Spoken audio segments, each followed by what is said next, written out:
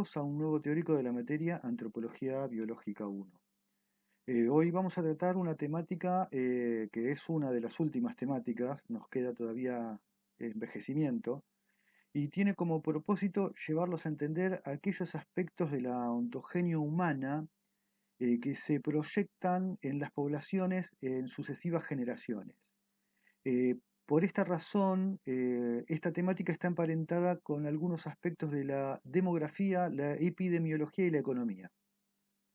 Es fundamental para este tema tener bien en claro algunos axiomas de la biología, que seguramente ustedes ya vieron al menos en zoología y en botánica. Y esto nos va a permitir entender qué cambios biológicos se heredan, qué cambios no se heredan y cómo analizar estos cambios no heredables desde una perspectiva poblacional. Para comenzar, partiremos de un axioma que ha sido sostenido por muchas décadas desde la biología, y es el que sostiene que las modificaciones ocurridas durante la vida en los organismos con reproducción sexual no se transmite a la descendencia. Está basado en los postulados de Weismann, quien propuso que el material germinal es algo completamente diferente de la sustancia corporal o soma, y que durante el desarrollo, las futuras células germinales quedan aisladas después de las primeras divisiones mitóticas del embrión, y ya no tienen ninguna conexión fisiológica con las células del cuerpo. Esta teoría de fines del siglo XIX se actualizó durante el siglo XX con el descubrimiento del ADN como material genético, donde se estableció una separación crucial entre el programa de ADN del núcleo y las proteínas en el citoplasma de la célula. En pocas palabras, esto quiere decir que el ADN de los organismos no cambia durante su vida. El ADN es el molde al cual se recurre para armar proteínas, es el plano que tiene las instrucciones maestras para desarrollar un organismo. Pero ¿por qué partimos desde aquí en este teórico?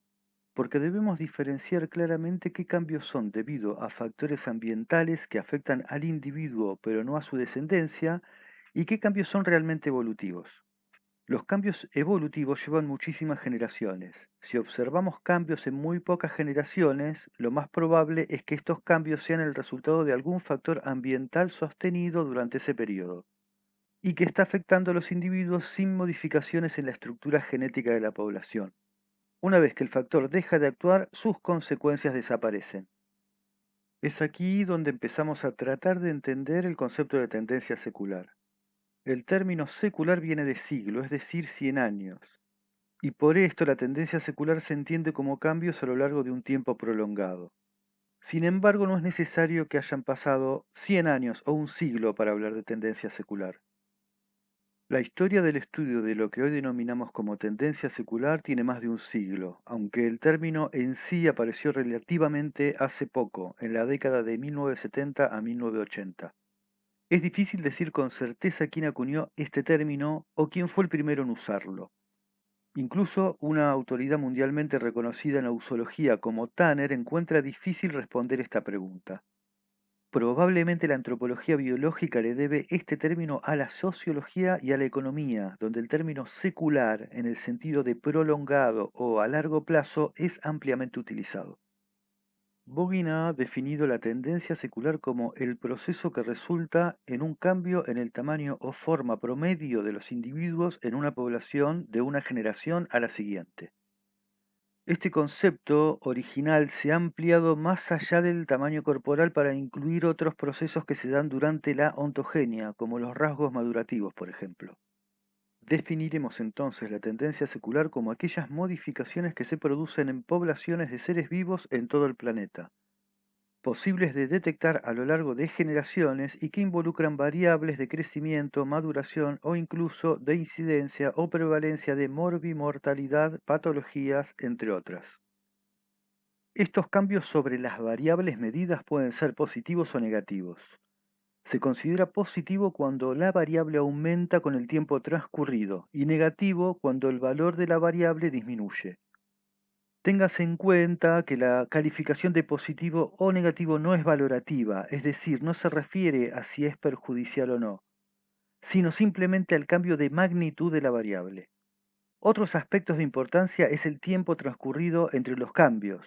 Si bien no es necesario que transcurran varias generaciones completas, para poder evaluar una tendencia secular deben realizarse mediciones que abarquen varios años de diferencia. El fundador de la escuela antropológica estadounidense, Franz Boas, fue el primero en prestar atención a las diferencias intergeneracionales en el tamaño del cuerpo. Fue también el primero en formular el concepto de plasticidad de los procesos de crecimiento y de postular los cambios en la velocidad de crecimiento como adaptaciones a las condiciones ambientales. Franz Boas, en 1912, en una publicación sobre los cambios en la forma corporal de los descendientes de inmigrantes, hacía un resumen de sus investigaciones donde presentaba los principales resultados en 5 puntos. 1. Los descendientes de inmigrantes nacidos en Estados Unidos difieren de sus padres nacidos en el extranjero. Estos cambios se desarrollan desde la primera infancia y persisten durante toda la vida. 2. En los estudios realizados en Estados Unidos, la influencia del ambiente se hace sentir con mayor intensidad de acuerdo con el tiempo transcurrido entre la llegada de la madre y el nacimiento del niño. 3. Las observaciones sobre la herencia interracial muestran una mayor variabilidad de los niños de padres diferentes, lo que muestra una regresión de los niños a cualquier tipo de progenitor y no una regresión al tipo de progenitor promedio. 4. Las mediciones de la cabeza muestran para todos la misma aceleración del crecimiento durante el periodo prepuberal. 5. La estatura promedio de los niños disminuye con el tamaño de la familia. Al estudiar a los estudiantes de una escuela privada de la Universidad de Columbia, Boas concluyó que sus parámetros físicos aumentaron entre 1909 y 1935. Explicó que estos cambios se deben a la mejora de las condiciones socioeconómicas de la vida. Estas tendencias hacia cambios morfológicos se han encontrado no solo en movimientos migratorios, sino prácticamente en todos los países occidentales a lo largo de la historia. En Europa, los cambios seculares en talla registrados en los últimos siglos se han atribuido los cambios en el bienestar biológico y las relaciones que se establecen entre el crecimiento económico y el desarrollo humano. James Tanner, uno de los especialistas más reconocidos en el campo de la uxología epidemiológica, definió el crecimiento de la estatura como el espejo del nivel de vida de las poblaciones. Es por esto que el crecimiento en estatura puede usarse como un registro acumulativo de la historia nutricional y de la salud de las personas y de las poblaciones, y frecuentemente refleja el entorno económico, social y político en la que estas poblaciones viven. Hay otros aspectos además de la talla que resultan de interés para el análisis de cambios seculares, tales como el aumento o disminución de la edad en la que se alcanza un determinado tamaño corporal o nivel de maduración, o edad a la que el crecimiento se detiene. El aumento o disminución en la talla adulta respecto a generaciones anteriores. Los cambios en la velocidad de crecimiento y el adelanto o retraso de eventos esperados para la edad, como pueden ser los cambios relacionados a la maduración sexual. En la bibliografía científica, los temas más comúnmente tratados en tendencia secular son sobre el análisis de los cambios en la talla, el índice de masa corporal y la composición corporal, así como las modificaciones en el tiempo de desarrollo de niños y niñas. Estos trabajos, además de evaluar los cambios, tratan de entender los factores ambientales asociados a esos cambios. En primer término, trataremos de ver los cambios seculares en talla.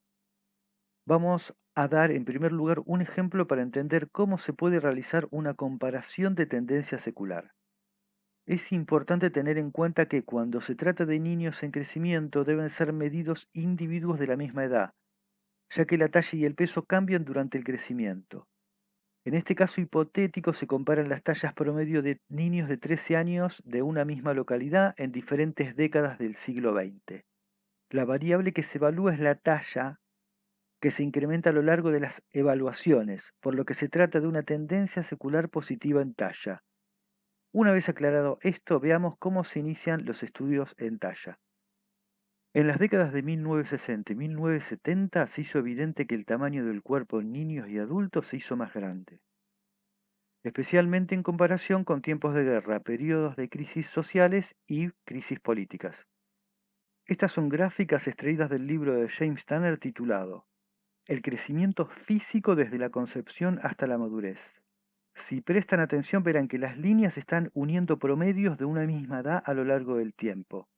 Hay 11 edades desde los 7 a los 18 años y las evaluaciones están desde el año 1910 hasta pasado 1950, para varones y para mujeres. Estos son datos de la población europea y al abarcar los años 1910 a 1950, inclusive recoge los datos de las poblaciones previos, durante y posteriores a cada una de las guerras mundiales. Las gráficas muestran un mismo patrón para ambos sexos y para todas las edades. Durante los periodos de guerra la estatura desciende y durante las posguerras, cuando mejoran las condiciones, asciende. Otro aspecto es que si bien las tallas alcanzadas son menores durante la guerra, parece haber una tendencia general a ir aumentando la talla durante las sucesivas décadas. A partir del trabajo de muchos investigadores, se obtuvieron datos coordinados sobre el aumento en el crecimiento de los niños durante los últimos 100 a 150 años en diferentes países. En promedio, la longitud corporal de los niños de 5 a 7 años aumentó entre 1 y 2 centímetros por década, y la de los niños de 10 a 14 años entre 2 y 3 centímetros. En la gráfica se muestra la tendencia secular de la talla de niñas de poblaciones europeas de 8 años de edad a lo largo de 150 años. Las ganancias máximas se observan en los periodos de crecimiento denominados como ecosensibles, que incluyen la primera infancia y el periodo de la pubertad. Pero como consecuencia de esto, el tamaño del cuerpo de los adultos también aumentó, aunque en diferentes países y dependiendo de las guerras mundiales y las posguerras, el impacto fue mayor o menor. Sin embargo, en promedio, el aumento en la longitud del cuerpo fue de 1 centímetro por década o 2,5 centímetros por generación durante la mayor parte del siglo XX. Las direcciones de los cambios en la mayoría de los países coincidieron. Paralelamente a la mejora de las condiciones socioeconómicas, aumentaron los parámetros físicos de la población, principalmente los índices de crecimiento longitudinal. Esta tendencia se observó en varias poblaciones, en todos los grupos de edad y en diferentes sectores de la sociedad. Sin embargo, aunque los cambios ocurrieron en las mismas direcciones, sus tasas variaron en los diferentes casos. Estas tendencias no solo se vieron en América y Europa, sino también en países asiáticos como Japón, donde se ve un incremento sostenido de la talla de adultos desde finales del siglo XIX. Un aspecto importante a tener en cuenta es que el incremento de la talla, al depender de las condiciones ambientales, es diferente en grupos con características socioeconómicas disímiles. La gráfica muestra que si bien todos han incrementado su talla en altura, los alumnos universitarios, tanto varones como mujeres, siempre tuvieron mejores condiciones. Otro aspecto a visualizar es que a medida que las condiciones sociales y ambientales mejoran para toda la población, las diferencias entre los grupos se van haciendo cada vez menores. Esta gráfica muestra la talla actual de los adultos de diferentes edades en Alemania Oriental, Alemania Occidental, Estados Unidos y Japón. Como se puede observar, las menores tallas las encontramos en los adultos de 60 a 70 años. Y la talla es mayor cuanto más joven es tanto el hombre como la mujer. Un aspecto a destacar es el caso de Japón, que ha tenido un notable incremento de la talla en las sucesivas generaciones, pero que ha partido de condiciones mucho menos favorables que el resto de los países. Posteriormente a la década de 1980, muchos estudios arqueológicos se preocuparon por dar cuenta de las tendencias seculares en la talla para diferentes épocas. En el trabajo publicado en 1998 por Jagger y colaboradores sobre la tendencia secular en la talla corporal desde el Neolítico, se presenta una gráfica que resume las principales tendencias a lo largo de varios siglos. La gráfica muestra cómo desde principios del Neolítico se da una tendencia secular positiva hasta aproximadamente el año 1500 a.C., donde hay un periodo sin grandes modificaciones en la talla. Sin embargo, a partir del siglo XII, momento del afianzamiento de los grandes estados europeos, se da una tendencia secular negativa que llega prácticamente hasta el siglo XIX. El siglo XX se destaca por una tendencia secular positiva sin precedentes. Esta tendencia no solo está favorecida por cambios en la nutrición, sino también por el desarrollo de la medicina moderna, los sistemas de saneamiento del higienismo y el desarrollo de vacunas y antibióticos. Todos aspectos que mejoraron la salud y redujeron notoriamente el impacto de las enfermedades infectocontagiosas, sobre todo en los niños. Sin embargo, debemos repetir que el impacto del bienestar no ha sido igualitario para todas las poblaciones. La estatura media de los niños con condiciones socioeconómicas deficientes son menores que la de los niños de su mismo país con condiciones beneficiosas. Esto ha podido registrarse en numerosos países con diferencias sociales marcadas. También hay que tener en cuenta que las diferencias no son iguales en diferentes países. Por ejemplo, en la India y Nigeria, las diferencias en estatura encontradas entre los estratos más ricos y más pobres es mucho mayor que la de los países que reciben el nombre genérico de desarrollados. Específicamente en nuestro país, con el advenimiento del período democrático en diciembre de 1983, comenzaron a realizarse estudios de crecimiento sobre distintas poblaciones. Estas gráficas corresponden a un estudio colaborativo sobre estrategias de alimentación, crianza y desarrollo infantil realizado en la provincia de Buenos Aires en el año 1988. En el estudio se evaluó el peso y la talla de niños y niñas residentes en asentamientos precarios de las periferias urbanas. Recuerden del teórico de estadística que cuando se obtienen datos de una población normal y se los compara con una referencia, lo esperable es que aproximadamente la mitad de los niños estén por encima del promedio de talla y la otra mitad por debajo.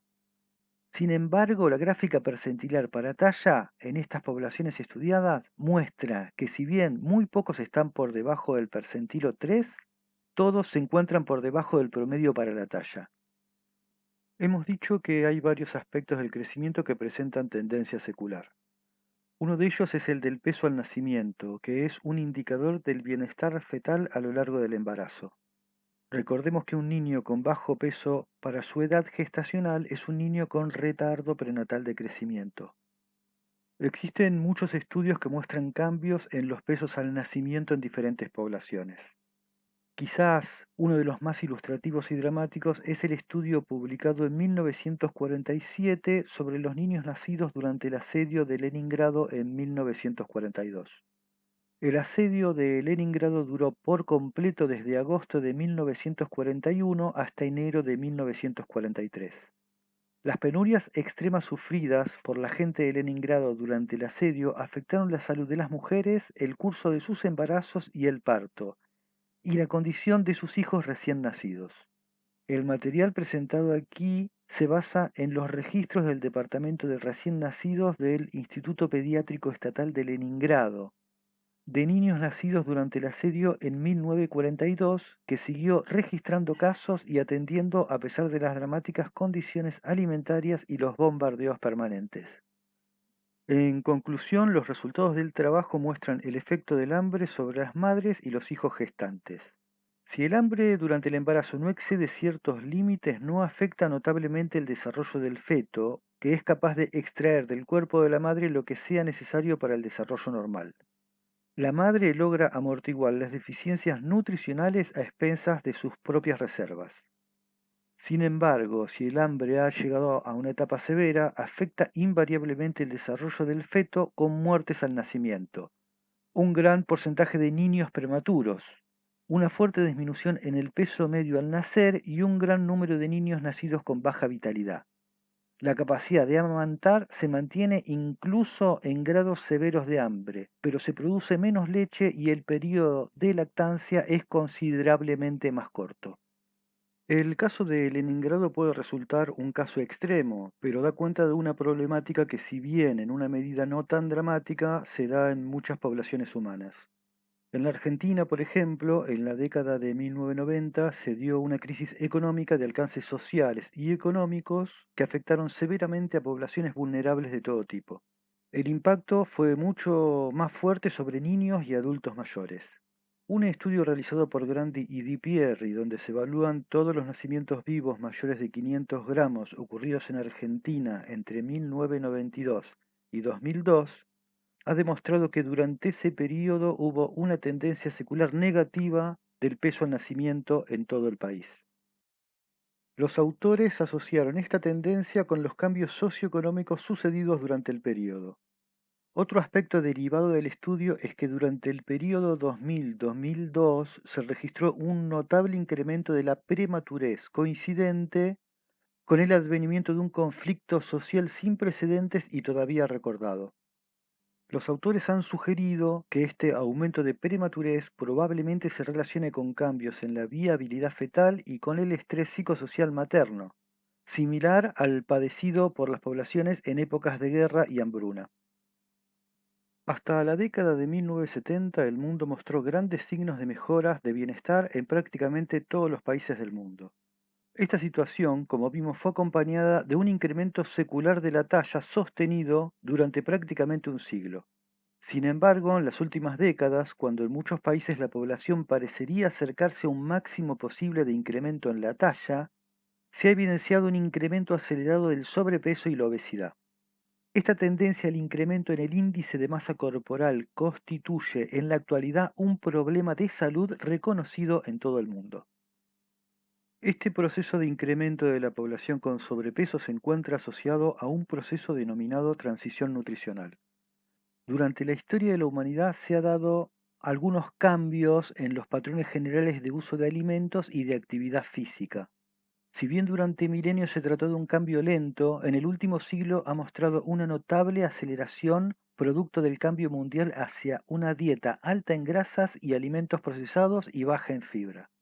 Estos cambios, que se expresan en modificaciones de la composición corporal, se encuentran asociados a una rápida urbanización, disminución de la actividad física y aumento en las enfermedades no transmisibles. Esta tendencia al aumento del índice de masa corporal se ha observado primero en adultos, pero desde hace un par de décadas ha comenzado a ser evidente en los niños a edades cada vez más tempranas. En Estados Unidos se ha observado un notable incremento del sobrepeso en población infantil durante las últimas décadas del siglo XX.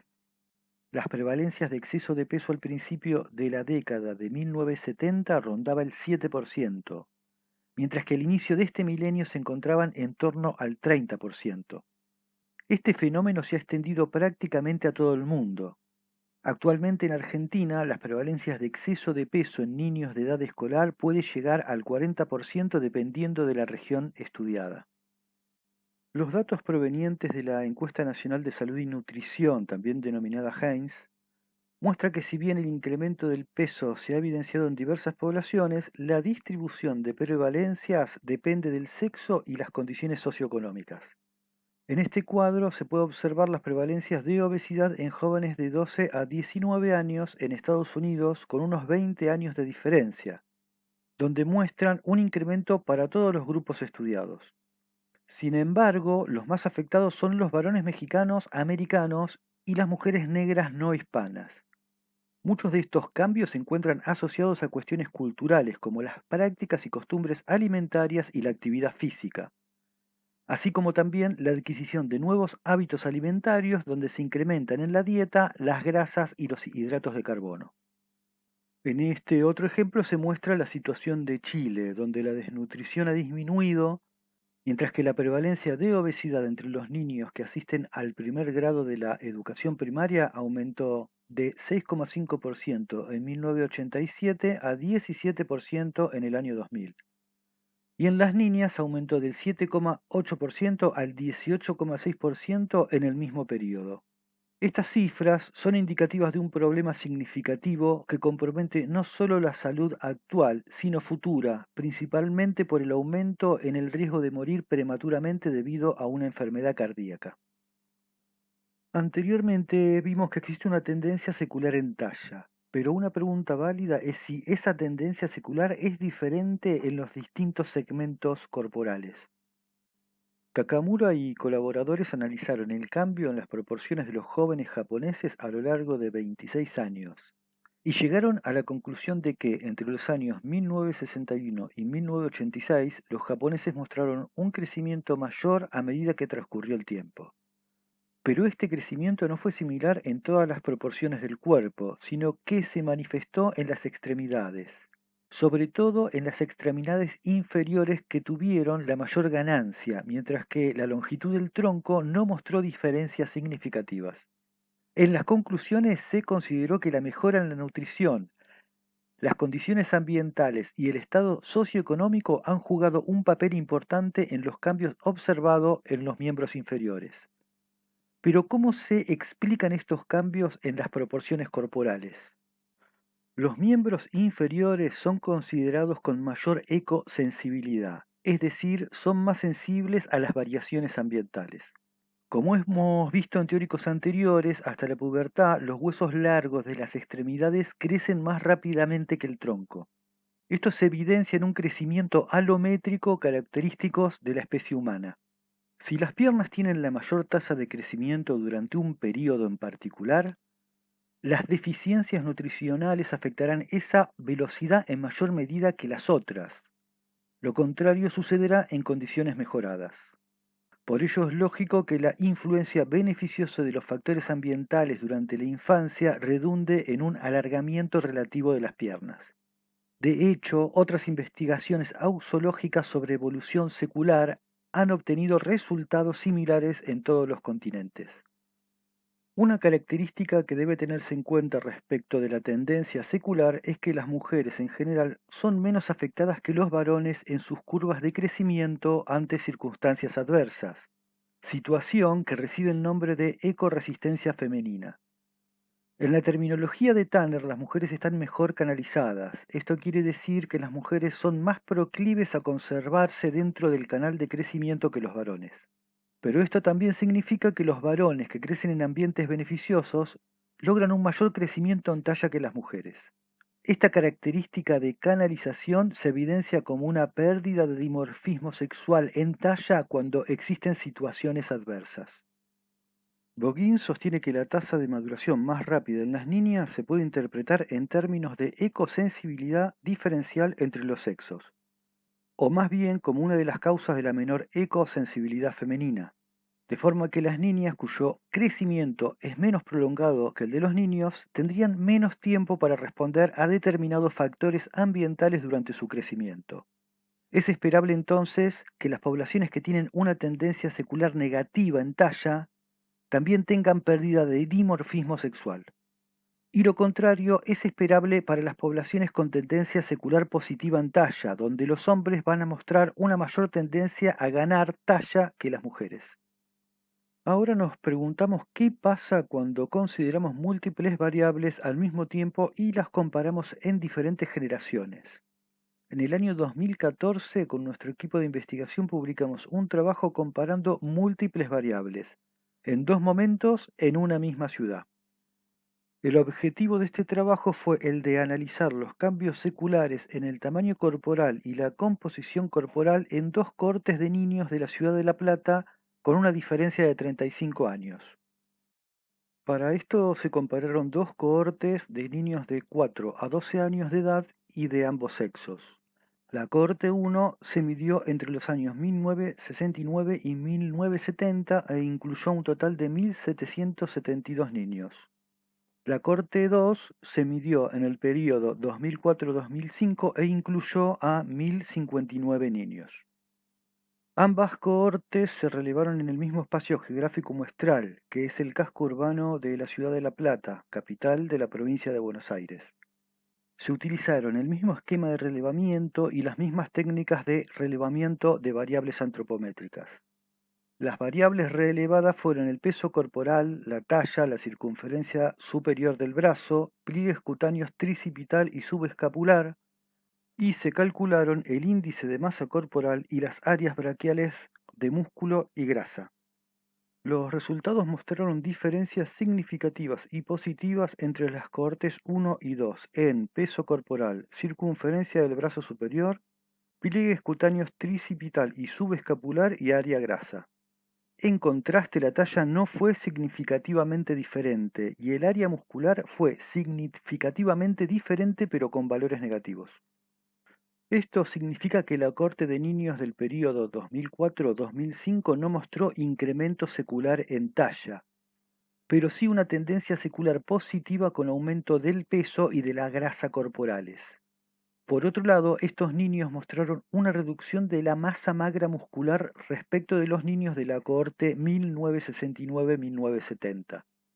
Los cambios que ocurren en los tejidos blandos y sin cambios en la talla, combinados con una tendencia secular negativa en el área del músculo, nos llevan a suponer que durante el lapso de 3 décadas analizados, la población de la ciudad de La Plata ha experimentado un deterioro de las condiciones de vida.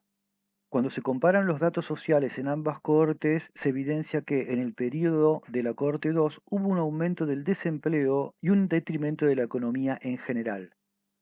Esto sumado a cambios importantes en los estilos de vida de las personas, con un mayor consumo de alimentos ricos en energía y hábitos sedentarios. Pero pasemos a otro tema. Veamos ahora aspectos de la tendencia secular relacionadas al desarrollo sexual. Un aspecto de importancia respecto al desarrollo sexual femenino es el evento de la menarca. La edad de la menarca o primera menstruación es el indicador de maduración sexual más utilizado y puede usarse como un indicador de la salud, el crecimiento y el desarrollo de la mujer y de su capacidad de reproducirse. El inicio de la maduración y la edad en la menarquía están influenciados por varios factores, como por ejemplo factores genéticos, étnicos, socioeconómicos, estatura, peso e índices de masa corporal alcanzados. Sin embargo, el factor más destacado es el de la calidad de vida. Un ambiente multiestresante demora notablemente la edad de la menarca. Estudios de varios países desarrollados en todo el mundo han demostrado una disminución sistemática de la mediana de edad en la menarca en los últimos 160 años. En Europa, la edad media de menarca disminuyó de 2 a 3 meses por década desde 1840 a 1960. En los países escandinavos, sin embargo, la tendencia secular en la edad de la menarquía y la estatura se detuvo y posiblemente incluso se revirtió en las últimas 3 décadas. En un trabajo que comparó diferentes poblaciones en los Países Bajos, la mediana de edad en las niñas holandesas disminuyó significativamente de 13,7 años en 1955 a 13,2 años en 1997 y 13 años en 2009. Sin embargo, cuando se las compara con poblaciones de origen turco y marroquí, entre 1997 y 2009 existe una mayor disminución en la mediana de la edad de la menarca en estos grupos que en las niñas holandesas. Como conclusión, se ha dado una disminución en la edad de la menarca a nivel global. La disminución en la edad de la menarca podría estar relacionada con influencias nutricionales, ya que en muchos estudios se la asoció positivamente con la estatura y negativamente con el peso y el índice de masa corporal. Hasta ahora vimos tendencias seculares a edades tempranas, por lo cual se encuentran relacionadas al proceso de crecimiento y desarrollo. Sin embargo, hay variables a edades posteriores, sobre todo en la adultez mayor, que muestran cambios a través de las generaciones. Superado el periodo de adultez en lo que se denomina la adultez mayor, se incrementa notablemente el riesgo de enfermar y morir por un incremento en la fragilidad. Los cambios fisiológicos que resultan en fragilidad son complejos y hasta ahora han sido extremadamente difíciles de caracterizar debido a la coexistencia frecuente de enfermedades agudas y crónicas. Sin embargo, un componente central en la fragilidad es la disminución de la reserva muscular que se caracteriza clínicamente por una pérdida de masa muscular y de fuerza. La fuerza de agarre es una medida práctica, válida, ampliamente utilizada y escalable de la capacidad de fuerza para el cribado y la vigilancia clínica y de la población. Una fuerza de agarre más débil se asocia con discapacidad, morbilidad y mortalidad. Es por esto que se evalúa en población de adultos mayores como indicador de riesgo de enfermedad y de muerte. Diversos estudios han indicado tendencias seculares divergentes dependiendo de la cultura y del país. Se ha visto, por ejemplo, una tendencia secular negativa en la fuerza de agarre de los adultos mayores ingleses. Durante el periodo de 9 años de este estudio, la disminución observada es equivalente a la disminución de la fuerza media de las personas de 65 años a la observada previamente en individuos de 69 años. Por otro lado, se ha visto una mejora progresiva en la media de la fuerza de cierre de puño para adultos japoneses mayores desde 1998, lo que sugiere una mejora correspondiente con la capacidad de desarrollo de fuerza muscular. Otro de los eventos asociados a la ontogenia humana es la pérdida de capacidad reproductiva a edades mayores.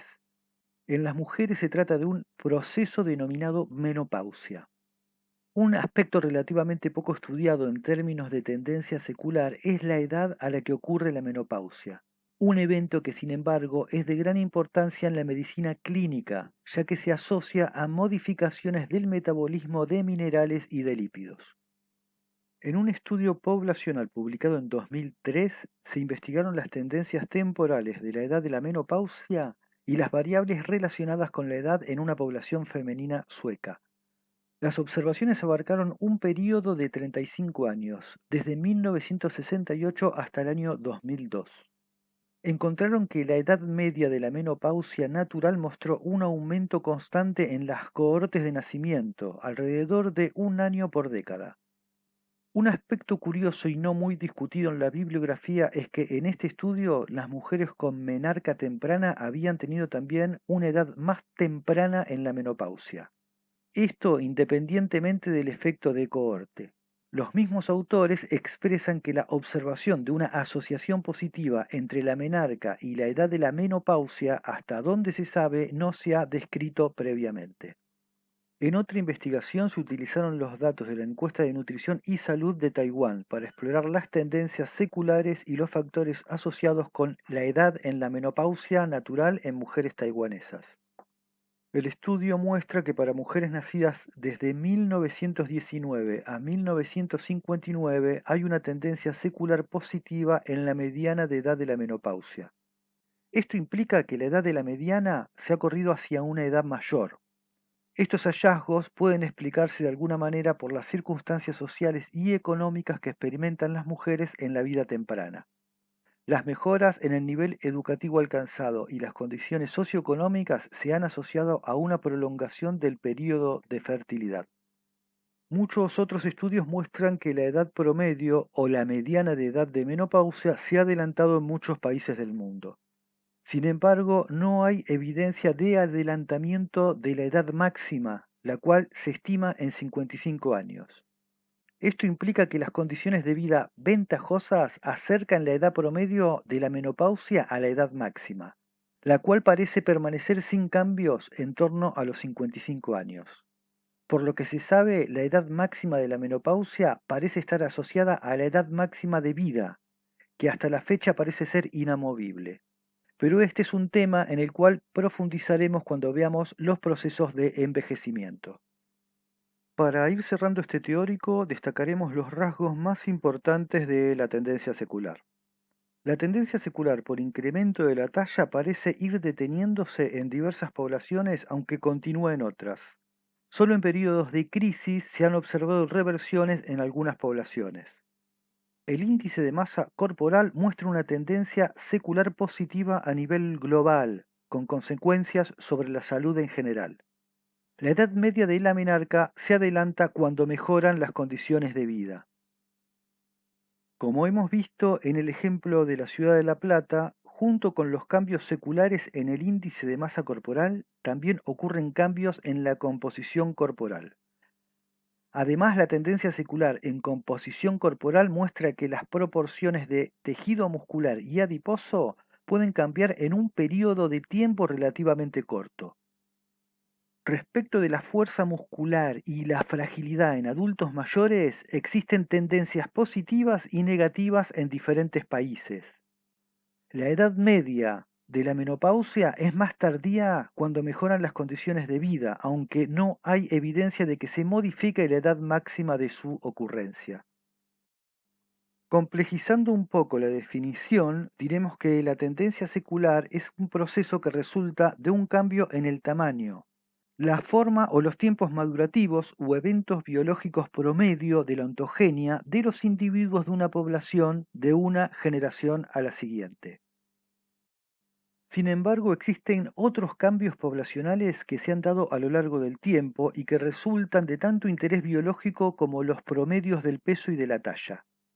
Estos otros cambios incluyen parámetros como las tasas de mortalidad por edad, las causas de enfermedad y muerte o la tasa de fertilidad, entre otras.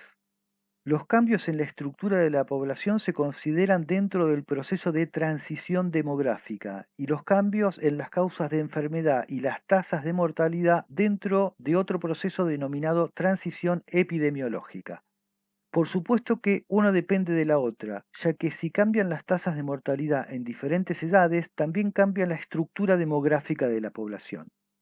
Solo les adelantaré que durante los 2 últimos siglos la mortalidad ha disminuido a todas las edades, lo que indica que se han producido mejoras en la salud a lo largo de la vida. Incluso entre los ancianos, la reducción de mortalidad ha sido sustancial.